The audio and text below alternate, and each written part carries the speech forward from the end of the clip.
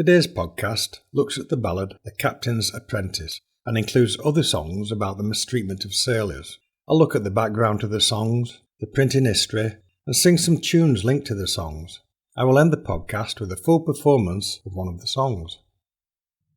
A boy to me was bound apprentice, because his parents were so poor. I took him from St. James's workhouse, all for to sail on the foreign shore. One day this young boy, he did offend me. Nothing then to him did I say, but I sent him to my frozen yardarm, and I kept him there till the very next day. When his hands and feet did hang towards me, and his arms and legs hung down likewise, with a tarry gasket I then killed him, because I would not heed his cries. That tune was noted in July 1906 by Henry Hammond from Mrs. Edith Sartin of Corscombe in Dorset. A young boy is taken on as an apprentice to a bullying sea captain. The captain takes a dislike to the boy and subjects him to harsh punishment and eventually murder. The captain is eventually tried for his crime. There are several songs that deal with the harsh and unnecessary treatment of sailors, often based on real events. I'll look at three of them: Captain's Apprentice, Captain James, and Andrew Rose. The Captain's Apprentice can be traced back only to the beginning of the 19th century. A previous ballad known as Captain James may be the origin. Therefore, I feel it might work better if I look at Captain James first. The Captain James ballad was extinct in Britain by the late 1800s, when the collection of folk songs started in earnest. There's no trace of a British broadside street song related to Captain James, although a broadside from around 1800 has been found regarding a Captain Mills, now under confinement in Newgate in Bristol. It's thought that this may be related to the earlier Captain James ballad. The ballad was still in circulation in North America. It was printed on a broadside in Boston in the early 1800s and in the Forget-Me-Not Songster in New York in the 1840s. Gail Huntington printed the text of 3 versions of the song in his book The Songs the Whalermen Sang. These have been taken from the logbooks of whaling ships of the mid-1800s. One of the texts was dated 1768. A tune was printed in 1971 in Folk Songs from Southern North Brunswick, edited by H. Crichton. The ballad tells of the mistreatment of a young apprentice on a voyage to and from Carolina. Come all you noble, bold commanders, that the raging ocean use, by my sad fate now take a warning, your poor sailors don't abuse. Richard Pave, he was my servant, and a sprightly boy was he. His parents did apprentice bind him, for to cross the raging sea. 'Twas on the voyage to Carolina, and as we were returning home, cruelly this boy I then murdered, in a manner never known. 'Twas some little offence that he gave me, did my bloody heart enrage. Then straightway to the mast I tied him, where I kept him many days.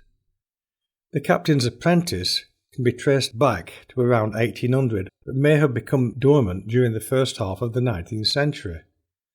A real event of the 1850s might well have caused the singers to revive the original song. The most likely event was the excessive bullying of a boy named Robert Eastick by Captain John Doyle on board a barque named John Sugars on a voyage home from Hartlepool to Ceylon. This was reported in the King's Lynn Advertiser in September 1857. The song was known in King's Lynn in Norfolk in 1905 when Vaughan Williams went there to collect folk songs. He is said to be deeply impressed by the tune collected from Mr. Carter of King's Lynn in 1905. He included the tune in the Norfolk Rhapsody. One day a boy to me was bound apprentice, because of being fatherless. I took him out of St. James's workhouse, his mother being in deep distress. One day this poor boy to me offended, but nothing to him did I say. Up to the mainmast shrouds I sent him, and there I kept him all that long day. All with my marline spike I misused him, so shamefully I can't deny. All with my marline spike I gagged him, because I could not bear his cry. His face and hands to me expanded, his legs and thighs to me likewise, and by my barbarous cruel entreatment, the very next day this poor boy died. And it was still being sung in Norfolk in the early 1920s when E.J. Moran collected two more versions of the song. The Captain's Apprentice was also collected in 1906 in Dorset by the Ammon Brothers and in Somerset by Cecil Sharp. There's been quite a number of studies regarding the possible origin of Captain James and the Captain's Apprentice, including comparison of text and tunes and reported cases of cruelty to a ship's crew by the captain. The results are inconclusive. I don't intend to cover this study in this podcast, but would recommend reading an article in the Folk Song Journal of 1999 about the Captain's Apprentice, written by Elizabeth James. Andrew Rose, the British sailor, now to you his woes I'll name. 'Twas on the passage from Barbados, whilst on board the Martha Jane. 'Twas on the quarter-deck they laid him, gagged him with an iron bar. Wasn't that most cruel usage to put upon a British tar?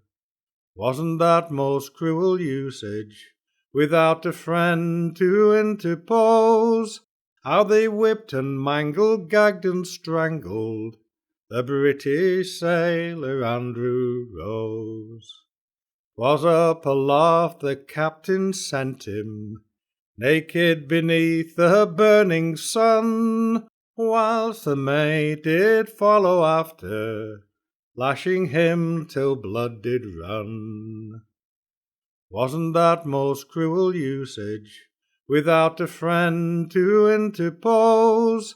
How they whipped and mangled, gagged and strangled the British sailor Andrew Rose. The song Andrew Rose does not appear to have any direct link to the Captain's Apprentice, but it does relate to an actual murder and trial that took place in 1857. The barque, Martha and Jane, which was registered in Sunderland, was on a homeward passage from Barbados. The command of the barque was taken over by Henry Rogers, and amongst the new crew was Andrew Rose. Captain Rogers, First Mate William Miles, and Second Mate Charles Seymour singled out Andrew Rose for regular discipline and beating him on a daily basis. The torture of Andrew Rose escalated. The captain trained his dog to bite Rose. He was sent aloft to furl the sail while naked and being flogged whilst in the rigging. He was placed inside a water cask and rolled around the deck, starved and refused any water. Finally they hung him, and when he died they threw his body overboard. On landing at Liverpool in June 1857, members of the crew went to the police to report the ill treatment and murder of Andrew Rose. The captain and mates were arrested, and at the trial they were found guilty. The two mates were sentenced to prison, and Rogers was executed in September 1857. The song was collected by the American Joanna Colcord and printed in 1938 in her book Songs of the American Sailormen. The song was also collected in 1910 by Gavin Gregg from T.S. Towers of Sanday in Orkney, and it was still being sung in Liverpool in the 1960s. Ill treatment of sailors and soldiers was seen as a normal way of instilling discipline. Often the incidents were not reported, or if it went to trial, the offenders were found not guilty. This reflects the way in which the poorer citizens of Britain were perceived by the ruling classes, a rabble who were thought to be disposable. This attitude continued up to the end of the Second World War. I will end this podcast with a performance of the Captain's Apprentice, collective in Norfolk from the singer Harry Cox. Come all you men throughout this nation, I will have you warning take by me. Don't be like me, ill-treat your servants, when you sail on the raging seas. This boy was bound to me, apprentice. This boy was bound to me, I say. From St. George's workhouse then I hailed him. For this poor boy he was fatherless. From St. George's workhouse then I hailed him. For his poor mother was in distress. One day this boy he did offend me, and little to him I did say. To the mizzen top then I hauled him, and kept him there that livelong day.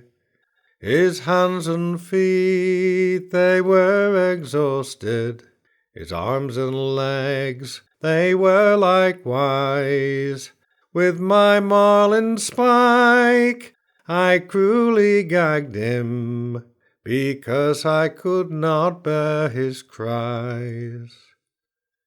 With my long line I cruelly beat him, so cruelly I can't deny. Through my cruel and bad ill-treatment, the very next morning this poor boy died. So now my men, they do reject me, to think that I had done so wrong. In my cabin they closely confined me, and brought me to London in iron strong. So now my trial do come over, and here I lay, condemned to die. If I had been by my men ruled, I might have saved a poor boy's life and mine.